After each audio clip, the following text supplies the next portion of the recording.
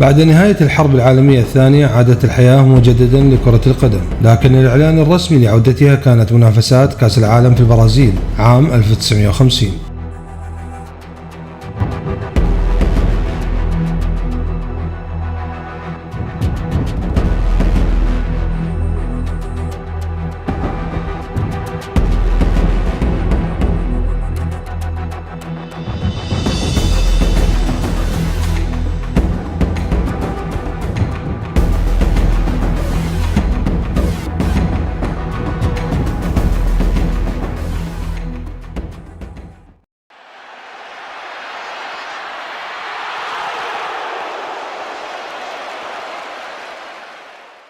بعد نهاية كأس العالم 1938 تنافست البرازيل وألمانيا على استضافة كأس العالم 1942، لكن توقف كل شيء مع اندلاع الحرب العالمية الثانية.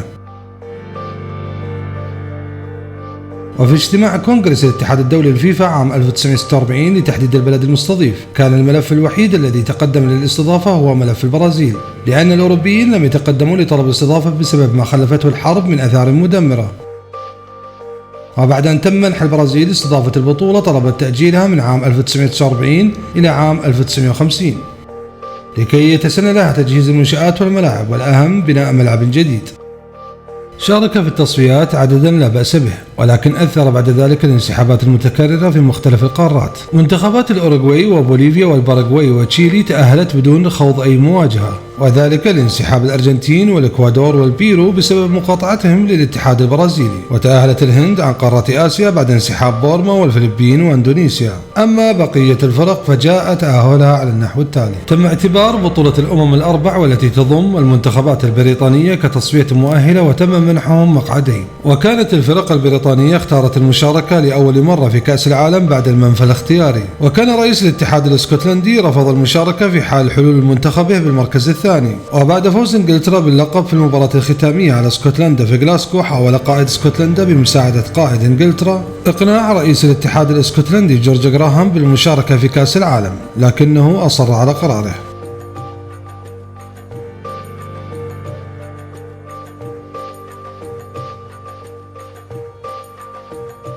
وفي المجموعة الثانية فازت تركيا على سوريا بنتيجة كبيرة 7-0، وانسحبت سوريا في الإياب. وبعد ذلك انسحبت النمسا بسبب ما رأوه أن فريقهم يفتقر الخبرة لتجد نفسها تركيا في كأس العالم. وفي المجموعة الثالثة تفوقت يوغوسلافيا على إسرائيل ذهابا وإيابا، ثم بعد ذلك فازت على فرنسا في الفاصلة بعد تعادلين ذهابا وإيابا. وفي المجموعة الرابعة فازت سويسرا على لوكسمبورغ ذهابا وإيابا، ثم تأهلت لكأس العالم بعد انسحاب بلجيكا. وفي المجموعة الخامسة تأهلت السويد بعد تصدرها المجموعة على حساب ايرلندا وفنلندا. واسبانيا على المجموعة الايبيرية بعد ان فازت على البرتغال ذهابا 5-1 وتعادلت في الإياب. وفي امريكا الشمالية تأهلت المكسيك والولايات المتحدة على حساب كوبا. وبعد أن اكتملت الفرق 16 انسحبت تركيا واسكتلندا، وتمت دعوة البرتغال وإيرلندا ليحلوا بدلاء لهم، لكنهم رفضوا الدعوة. ثم بعد ذلك تمت دعوة فرنسا ووافقت على المشاركة. وكان البطولة قائمة على نظام خروج المغلوب، لكن اضطر الاتحاد الدولي العودة إلى النظام السابق لكأس العالم 1930 بعد تهديد البرازيل بالتراجع عن الاستضافة في حالة إقرار نظام خروج المغلوب، وذلك بأن نظام المجموعات يسفر عن عدد أكبر من المباريات. وحينما جاءت القرعة في 22 مايو في ريو جانيرو كان عدد المنتخبات المشاركة 15. تم توزيعها على 4 مجموعات، كل مجموعة 4 منتخبات باستثناء الأخيرة 3 منتخبات. ثم بعد ذلك انسحبت فرنسا بسبب ما رأوه مسؤولي المنتخب الفرنسي بالإجحاف الذي وقع على منتخبهم، وهو الجدول الذي سيجعلهم يقطعون رحلة طويلة من الشمال إلى الجنوب في التنقل لأداء مبارياتهم، وهذا لا ينطبق على المنتخبات الأخرى.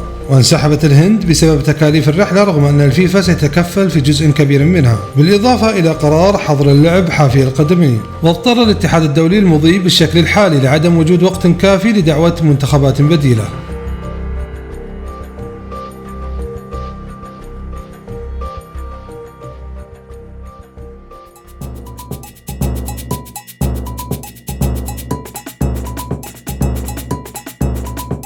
ستقام البطولة في 6 مدن، وهي ريو دي جانيرو وساو باولو وبيلو هوريزونتي وبورتو أليغري وريسيفي وكوريتيبا.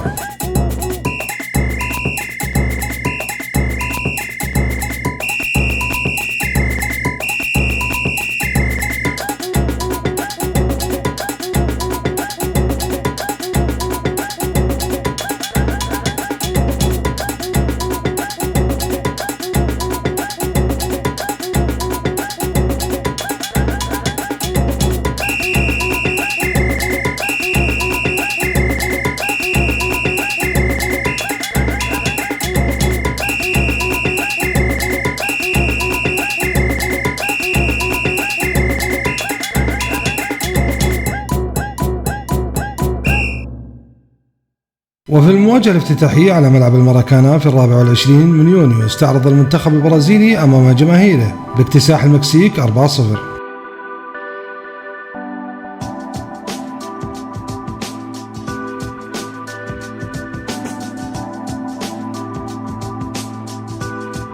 وفي المواجهة الثانية بين يوغوسلافيا وسويسرا في اليوم التالي في بيلو هوريزونتي فازت يوغوسلافيا بنتيجة 3-0 لتتضح المنافسة مبكرا على الصدارة والتأهل للدور النهائي بين البرازيل ويوغوسلافيا.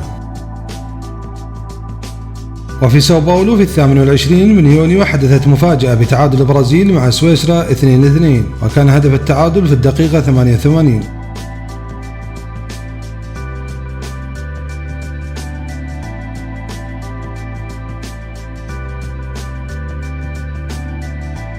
وفي نفس اليوم في بورتو أليغري استغلت يوغوسلافيا الفرصة وهزمت المكسيك 4-1 لتتصدر المجموعة. لتكن المواجهة المنتظرة على ملعب الماراكانا في الأول من يوليو لحسم بطاقة التأهل إلى الدور النهائي بين البرازيل ويوغوسلافيا. وكان المنتخب اليوغوسلافي قد تعامل مع الأمر بحذر شديد حتى أن بعثته لما وصلت إلى ريو دي جانيرو قادمة من بورتو أليغري رفضوا تناول الطعام في مقر إقامتهم وأصروا على تناولها في سفارة بلادهم خشية أن يتم وضع شيء في الطعام من قبل البرازيليين، خصوصا وأن منتخب بلادهم في حاجة ماسة للانتصار. لكن حدث ما لم يكن في الحسبان قبيل انطلاق المباراة الحاسمة بدقائق قليلة، حينما زلق اللاعب زيليكو كايكوفسكي في الممر المؤدي إلى الملعب مما أدى إلى جرح عميق في جبهته، واضطر المنتخب اليوغوسلافي اللعب منقوصا العدد بسبب أن النظام ذلك الوقت لا يجيز التعديل على القائمة بعد تسليمها، واستطاع العودة بعد مرور 14 دقيقة، لكن بعد أن أصبحت النتيجة 1-0 للبرازيل. وأضاف البرازيليين بعد ذلك في الدقيقة 69 الهدف الثاني لتنتهي المباراة 2-0 لصالح البرازيل، وبهذه النتيجة تصعد البرازيل إلى الدور النهائي.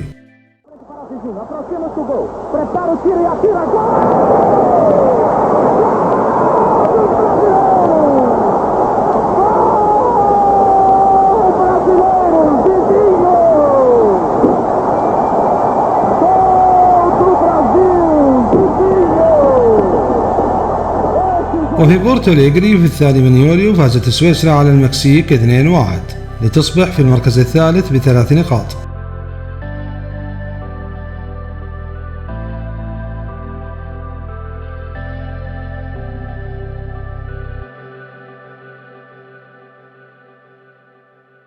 صعدوا جميعا الآن.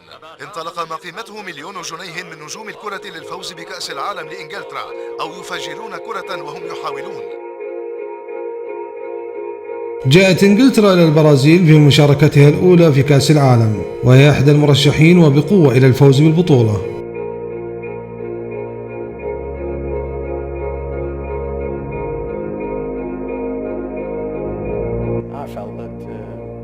شعرت أننا على الأرجح نملك أقوى فريق منذ سنوات عدة. بعد الحرب مباشرة مع تومي لوتون وريتش كارتر وولف مانيون وستان ماثيوز كان اختيار اللاعبين محسوما. وبدأت إنجلترا مهمتها بالفوز على تشيلي بنتيجة 2-0 في ملعب الماراكانا يوم 25 من يونيو. وفي نفس اليوم والتوقيت في مدينة كورتيبا فازت إسبانيا على أمريكا بنتيجة 3-1 لتصبح المنافسة واضحة بين إنجلترا وإسبانيا. وأكدت إسبانيا ذلك في الماراكانا في يوم 29 من يونيو بعد أن فازت على تشيلي 2-0. وكان ذلك منتظرا في نفس التوقيت في بيلو هوريزونتي، لكن ما حدث كانت مفاجأة البطولة بفوز أمريكا على إنجلترا بنتيجة 1-0.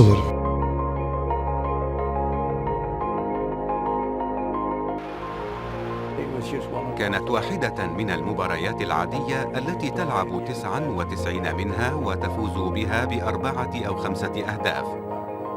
أظننا أصبنا الخشبات الثلاث 4 أو 5 مرات.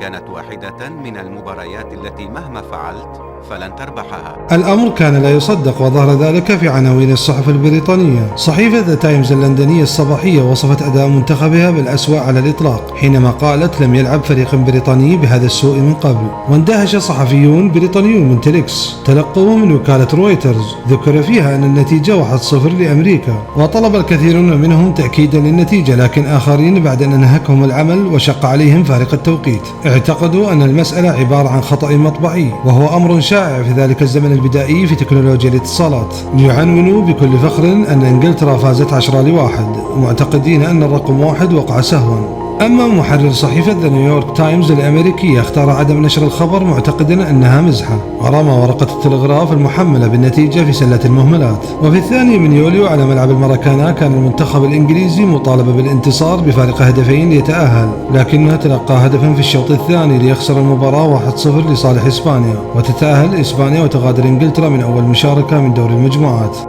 كنت أفكر بمدى غبائنا، هذا نموذجي. نحن انعزاليون بشتى الأشكال ولا نفهم الحاجة إلى التحضير. وفي نفس اليوم فازت تشيلي على أمريكا بنتيجة 5-2 في مدينة ريسيفي.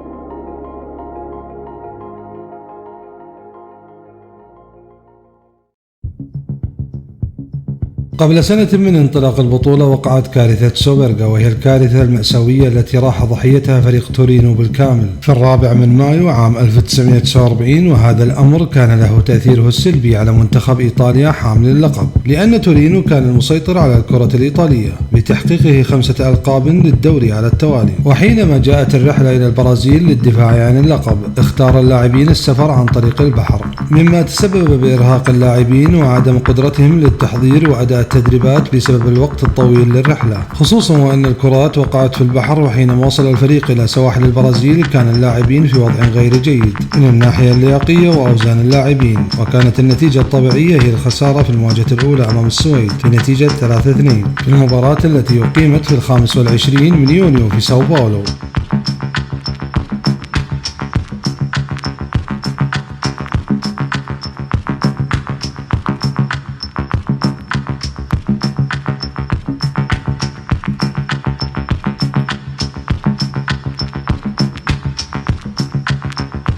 وفي المباراة الثانية في كورتيبا في 29 يونيو تعادلت السويد والباراغواي بنتيجة 2-2 لتقضي النتيجة على أي أمل لإيطاليا في التأهل وتغادر من دور المجموعات مبكرا، ويسقط منافس آخر للبرازيل بعد سقوط إنجلترا.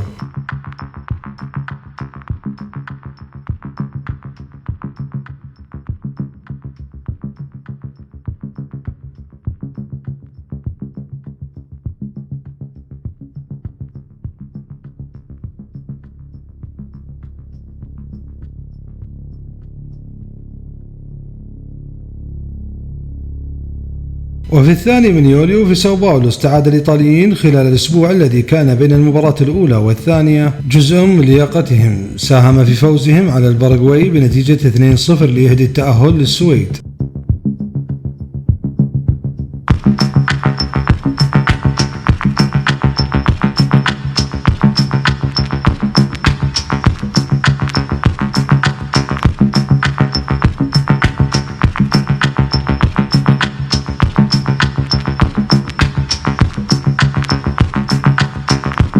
جاء منتخب الأوروغواي إلى بطولة كأس العالم 1950 والمنتخب يعيش مرحلة بناء، خصوصا أن آخر لقب للمنتخب الأوروغواياني كان عام 1942 في بطولة كوبا أمريكا، ولم يتبقى من ذلك الجيل سوى 3 لاعبين على رأسهم القائد أبدوليو باريلا.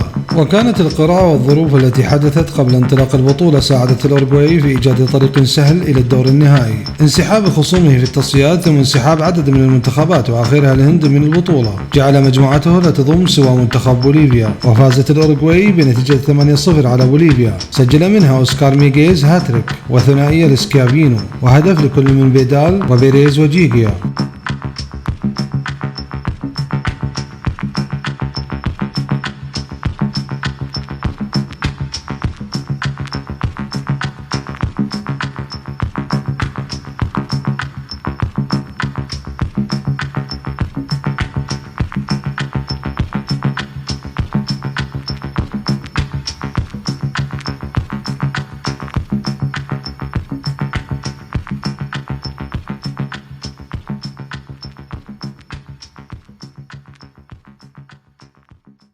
يصبح الدور النهائي بين البرازيل وإسبانيا والسويد والأوروغواي. في هذه البطولة ظهرت الأرقام خلف قمصان اللاعبين لأول مرة في كأس العالم، وفي الدور النهائي وقف اللاعبين لأداء النشيد الوطني. كان نظام الدور النهائي بين الأربع فرق المتأهلة بنظام الدوري، والأكثر نقاطا يحصل على اللقب، وكانت المرة الوحيدة التي يطبق فيها هذا النظام في تاريخ بطولات كأس العالم. في انطلاقة الدور النهائي في 9 يوليو وعلى ملعب الماراكانا، اكتسحت البرازيل منتخب السويد بنتيجة 7-1 في مباراة تألق فيها المهاجم إيديمير بتسجيله 4 أهداف وهدفين لتشيكو وهدف لمانيكا.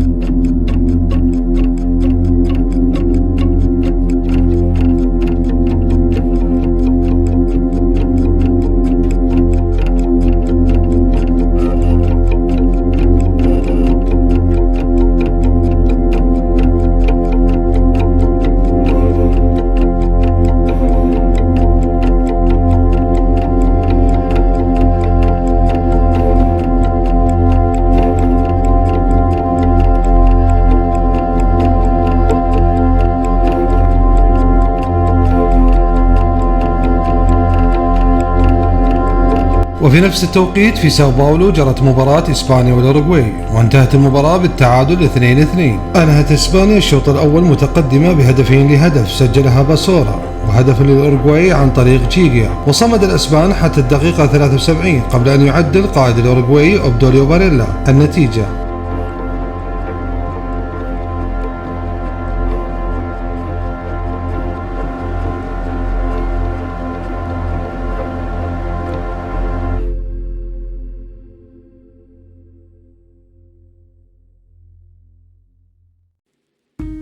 في 13 يوليو واصلت البرازيل عروضها المرعبة واكتسحت إسبانيا بنتيجة 6-1. سجل إيديمير هدفين وتشيكو هدفين وجاير هدف وزيزينهو هدف، أما هدف إسبانيا الوحيد كان عن طريق إغوا.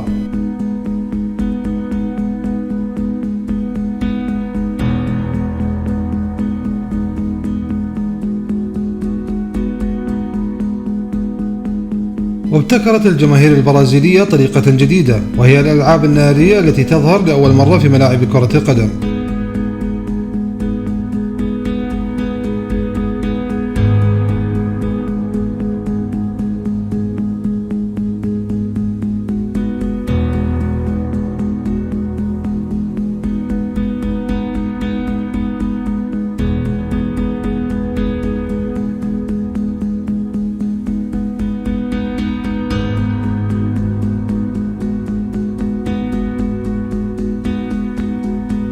وفي نفس التوقيت في ساو باولو جرت مباراة الأوروغواي والسويد، في مباراة تأخر فيها الأوروغواي في النتيجة مرة أخرى، وانتهى الشوط الأول لصالح السويد 2-1. وحينما عادت هذه المرة لم تكتفي بالتعادل، بل قلبت النتيجة بعد هدفين سجلهما أوسكار ميغيز، لتنتهي المباراة لصالح الأوروغواي 3-2 وتحيي آمالها في المنافسة.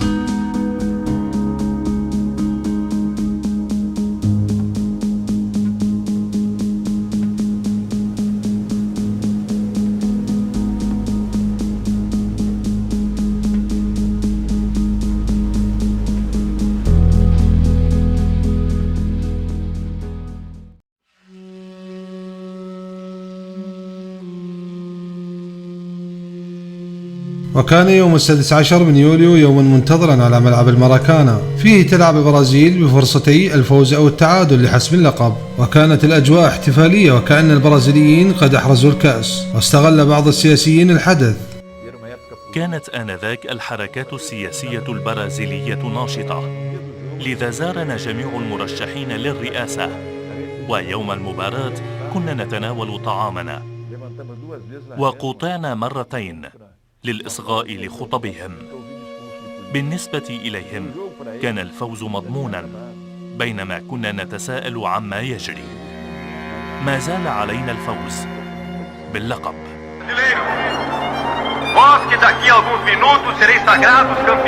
وفي المقابل ذهب أحدى مسؤولي منتخب الأوروغواي إلى لاعبيه وقال: أيها الفتية، لا تلقوا بالا للأمر، حاولوا فقط ألا يسكن مرماكم 6 أهداف، سنكون راضين ب4 أهداف فقط. وكان القائد باريلا غاضبا من ذلك، وجمع زملائه في الممر المؤدي إلى الملعب وخطب فيهم قائلا: هؤلاء الذين في الخارج مجرد قطعة من الخشب، سنكون راضين فقط إذا بتنا أبطالا. ثم طلب منهم أن يدخلوا في نفس التوقيت الذي يدخل فيه لاعبي المنتخب البرازيلي لكي يتجنبوا صيحات الاستهجان، خصوصا وأن الملعب ممتلئ بحضور يصل إلى 199 ألف متفرج، في رقم لا زال صامدا إلى يومنا هذا ولم يكسر. وكان الشوط الأول سلبيا، ومع بداية الشوط الثاني اشتعل الملعب بهدف لأصحاب الأرض عن طريق فرياسة ليقترب اللقب أكثر.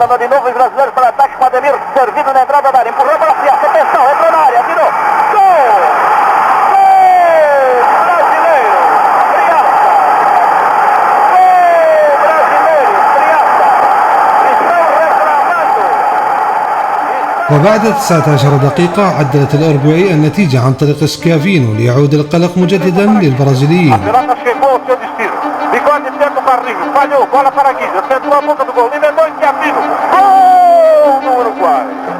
وفي الدقيقة 79 أصبح المستحيل حقيقة، جيجيا ينطلق من الطرف الأيمن ثم يسجل الهدف الثاني، وتنقلب الأمور رأسا على عقب.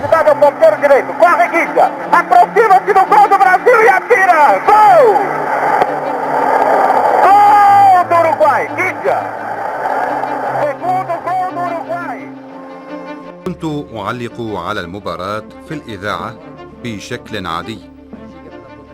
الكرة لجيجيا الجناح الأيمن، يأتي بجودي ويعرقله، يتقدم جيجيا ويتقدم ويسدد، هدف الأوروغواي. تعليق عادي.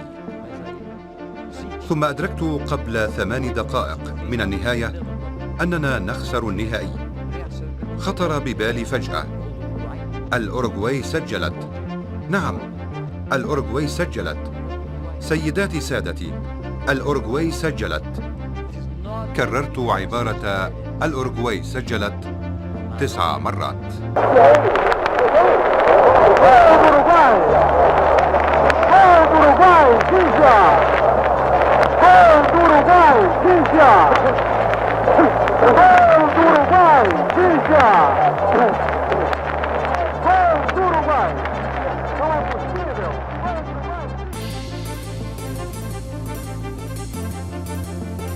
ومع تبقي 11 دقيقة على النهاية حاولت البرازيل العودة بالنتيجة إلى أن صمود الأورجوايانيين كان أقوى. ومع صافرة النهاية من الحكم الإنجليزي جورج ريدر، أطلق المعلق الأورجواياني العنان لنفسه فرحا بالملحمة التي سطرها أبطال اللاسيليستي.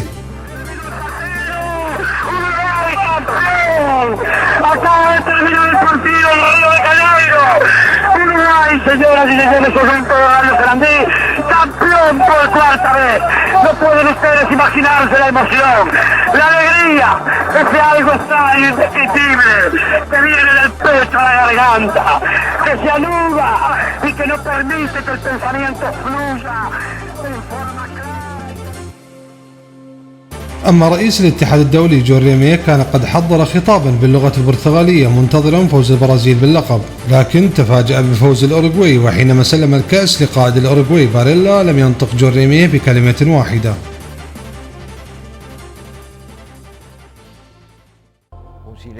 ساد الصمت لدرجة أنك قد تسمع بعوضة إن مرت،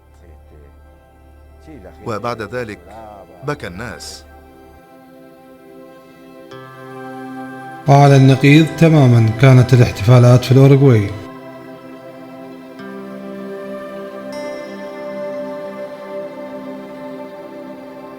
وفي نفس التوقيت في ساو باولو فازت السويد على إسبانيا 3-1 لتحصل السويد على المركز الثالث، ويكون المركز الرابع من نصيب الإسبان.